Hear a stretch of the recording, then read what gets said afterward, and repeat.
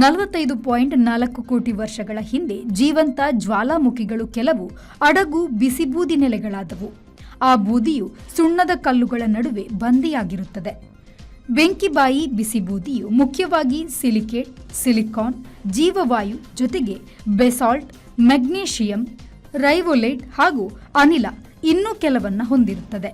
ಈ ಬೂದಿಯು ಕೂಡಲೇ ಹಾನಿ ಮಾಡುವುದರೊಂದಿಗೆ ಬಹುಕಾಲದಲ್ಲಿ ಹವಾಮಾನ ಬದಲಾವಣೆಯನ್ನ ಮಾಡುತ್ತದೆ. ಈ ಬೂದಿಯು ಮಣ್ಣಿಗೆ ಸತ್ವದಾಯಕವೂ ಹೌದು. ಕ್ರಿಸ್ತಶಕ 78ರಲ್ಲಿ ಮೌಂಟ್ ವೆಸುವಿಯಸ್ ಬಿಸಿ ಬೂದಿ ಹಾರಿಸಿ ರೋಮನ್ ನಗರಗಳಾದ ಪಾಂಪೈ ಮತ್ತು ಹೆರ್ಕ್ಯುಲಿಯಂಗಳನ್ನು ಸರ್ವನಾಶ ಮಾಡಿತು. ಪಾಂಪೈನಲ್ಲಿ ಜನರು ತಾವು ಯಾವ ಕೆಲಸದಲ್ಲಿದ್ದರೂ ಹಾಗೆಯೇ ಬೂದಿ ಬೊಂಬೆ ಆಗಿರುವುದನ್ನು ಉತ್ಖನನದಿಂದ ಈಗಲೂ ನೋಡಬಹುದು. ಚಿಲಿಯ ಮೌಂಟ್ ಚೈತಿನ್, ಐಲ್ಯಾಂಡಿನ ಲೈಜಾ ಫಜಲ್ ಜೋಕುಲ್, ಇಂಡೋನೇಷಿಯಾದ ಮೌಂಟ್ ಟಾಮ್, ಪಿನಾಟ್ಯೂಬ್ ಕೆಲವು ಭಯಂಕರ ಬಿಸಿಬೂದಿ ದಾಳಿಗಳಾಗಿದೆ.